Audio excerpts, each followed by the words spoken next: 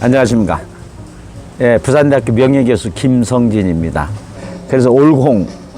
근데 이제 올공 그 구호가 처음에는 재선거만 막 외쳤잖아요.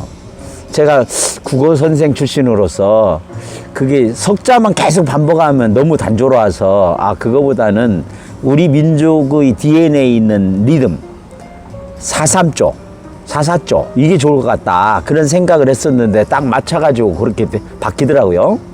그게 이제 두 가지지 않습니까, 구호가. 그러니까 부정선거, 재선거, 당일투표, 수개표 이게 가장 정확한 거예요. 저는 그렇게 생각을 합니다. 근데 이제 부정선거, 재선거라는 말을 왜 썼을까?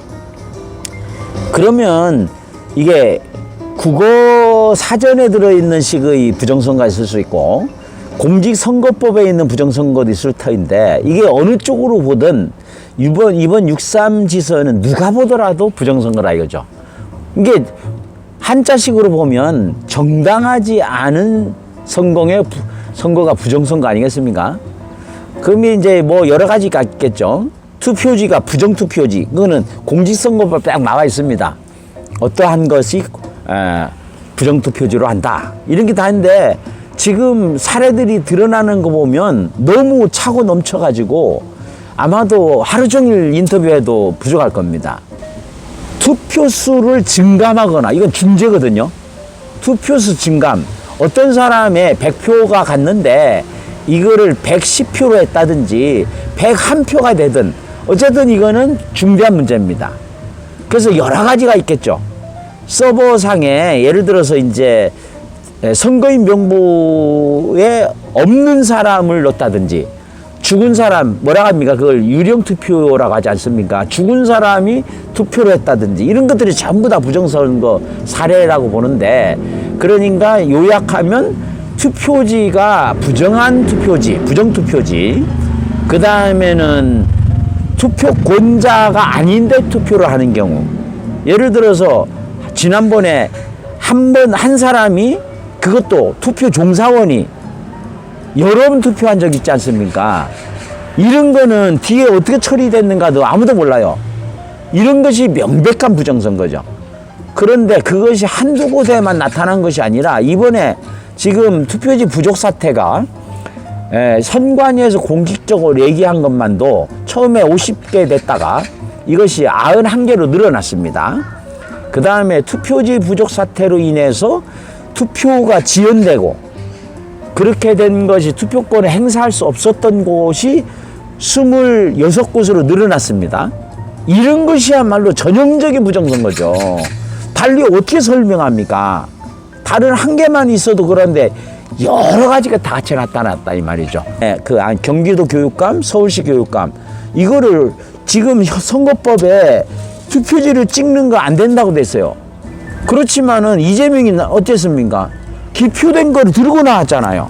이거 명백한 부정선거입니다. 이거는 선거법 위반한 거예요. 기표된 거를 보였다. 아니 카메라 지켜보고 있는데 그거를 내밉니까? 그런데도 이거에 대해서는 아무런 문제로 삼지 않는다 이 말이죠. 그래서 이제 이런 것들이 지금 겹치고 겹쳤습니다. 이거는 어떻게 보면 슈퍼 부정선거입니다.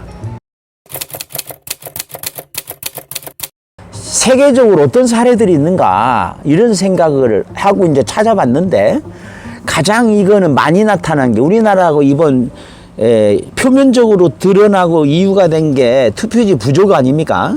그것도 예산을 110%나 받아가지고 그걸 가지고 50% 찍었니 60% 찍었니 다 다르지 않습니까? 그럼 그 남은 돈 갖고 뭐 했을까요? 어디 보니까 뭐 성과급을 더 줬대요. 성과급을 주고 근데 나는 근본적으로 의심을 합니다. 이번에 국민투표를 하려고 했어요. 5.18 개헌하려고 지방선거 때. 그래서 이거 논의 과정에서 예산을 더 땄지 않느냐. 그런데 국민의 반발에 이기지 못해가지고 이제 저희 국회의장 원식이가 이거는 무슨 뭐 조폭도 아니고 뭐 어디가 팍 내려치셨지 않습니까? 그런 게 이제 결국 개헌은 이번에 이제 안 됐지만 개헌을 위한 국민투표를 이번 6.3 지사를 하려고 했어요. 그래서 국회 통과하기 전에 중앙선관위에서 이거를 예를 들었습니다. 국민투표 그거를 다 국민한테 보고까지 했어요. 이게 뭐냐? 결국은 지선에서 국민투표까지 같이 하려고 했다는 거죠. 아주 이게 뭐라고 하면 끼어팔기처럼. 그런 과정에서 투표지가 그랬다. 이런 거를 생각을 하면서 다 찾아본 사례들을. 이게 우선 가장 대표적인 것이 투표지 부족. 투표지 부족 때는 똑같은 사례로 독일에서 이런 일이 있었습니다. 독일에는 베를린에서 있었는데 독일의 연방 헌법재판소가 있어요. 거기도 헌법재판소에서 그 재선거를 얘기했는데 베를린 헌법재판소에는 뭐라 했느냐? 전면 다 해라. 그래서 시간이 조금 걸렸지만 재선거를 했습니다. 그런데 독일만 그런 게 아니에요. 사례들이 너무 많습니다. 우리 정교모에서 이걸 사례를 들어가지고 헌법 소원까지 했습니다. 이거 잘못된 거다. 지금 현재 우편이라고 하는 게 결국 사전투표잖아요. 그 관내 사전투표 이거 잘못됐다. 이건 헌법을 위반한 것이다. 이렇게 하면서 찾아본 것이 뭐냐고 하면 오스트리아입니다. 오스트리아는 우편투표에 기표 안 된 투표지가 들어있었어요. 근데 이게 열려 있었단 말이에요. 그런데 기표 안 된 우편 투표지가 봉투가 열려 있었던 거 5개만으로도 재선거했습니다. 오스트리아 대법원에서. 그것뿐만이 아니에요. 그럼 2가지죠. 독일 투표지 부족, 오스트리아 그 다음에 그 봉투가 열려 있었다는 거. 그런데 놀랍게도 케냐, 콩고, 그 다음에 몰디브 이런 나라에서는 다른 이유로 해서 또 재선거를 했어요. 그러면은 예를 들어서 무슨 투표 절차 문제, 전산 조작상의 문제 이런 것들로 해서 재선거를 치렀는데 아프리카 3나라입니다. 근데 우리나라는 뭐냐? 이것이 다 종합판이에요. 우리가 종합백화점만 얘기하지 않습니까? 부정선거의 종합백화점이다. 그래서 지금 더불당이 지금 집권당이 돼 있는데 이들이 야당일 때 그때 이제 콩고에서 문제가 됐었어요. 이라크에 우리나라의 미르 시스템즈에서 수출한 전산 투개표기가 문제가 돼서 재선거를 치렀거든요.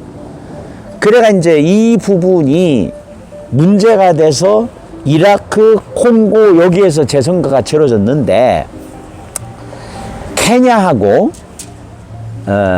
말라이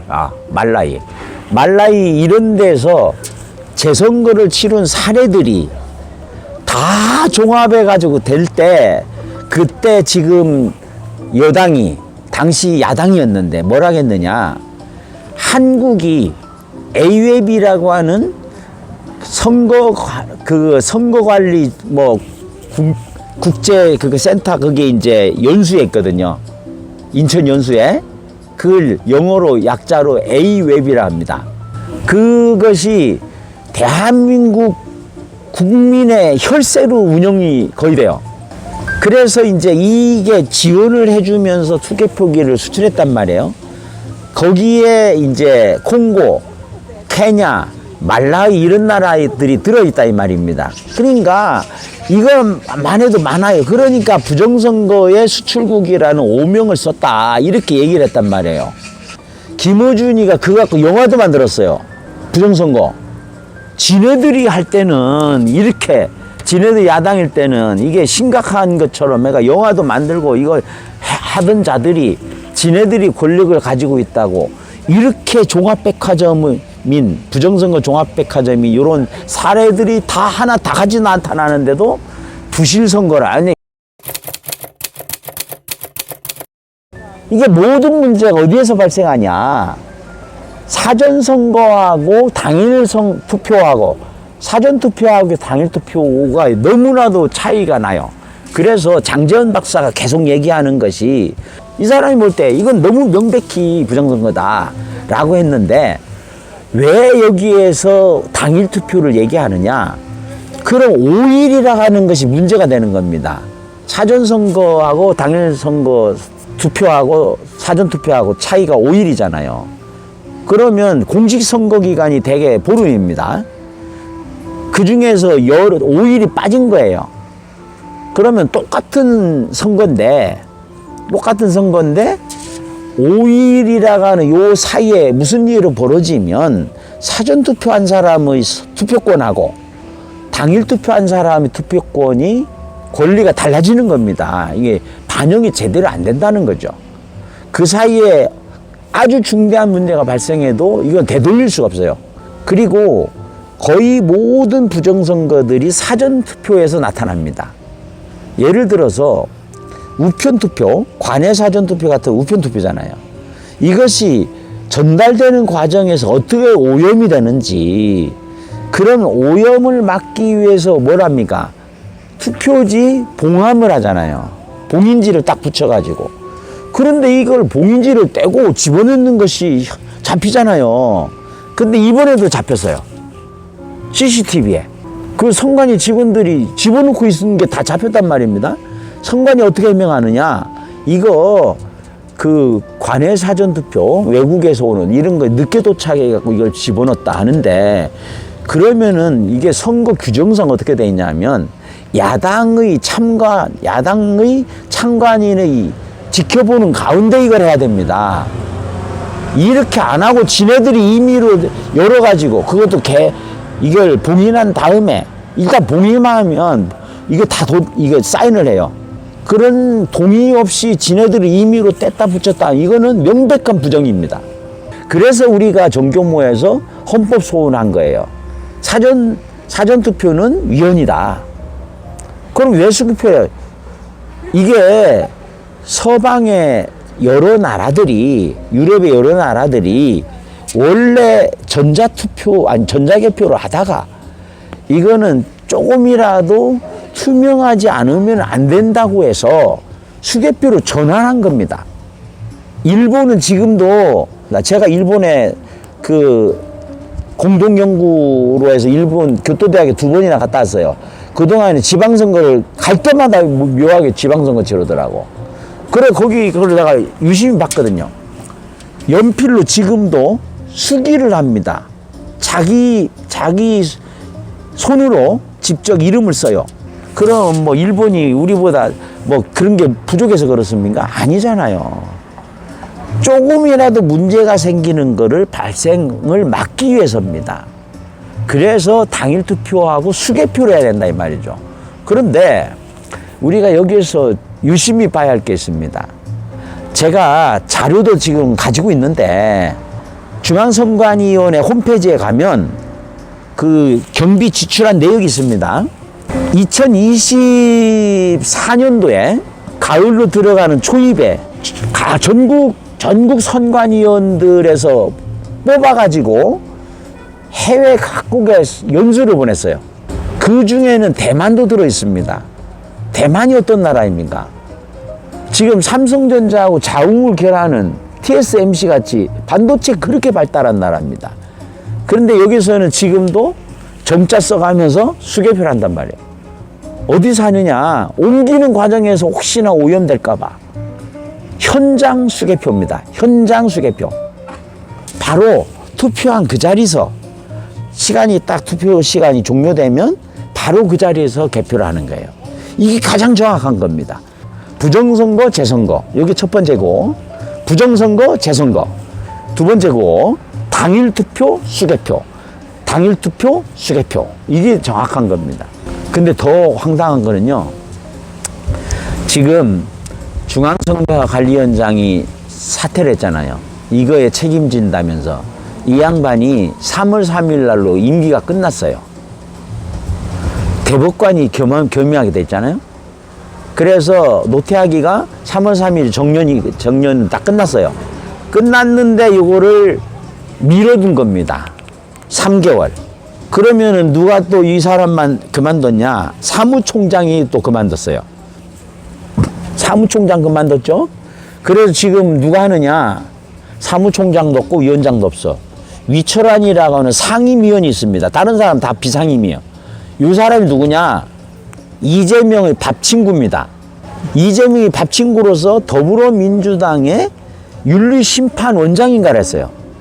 이거는 어떻게 한 정당에서 중요한 직책을 맡았던 사람을 공정의 핵심인 중앙선거관리위원회에 모든 걸 총괄하는 상임위원으로 임명할 수 있느냐. 이건 명백히 위법한 겁니다.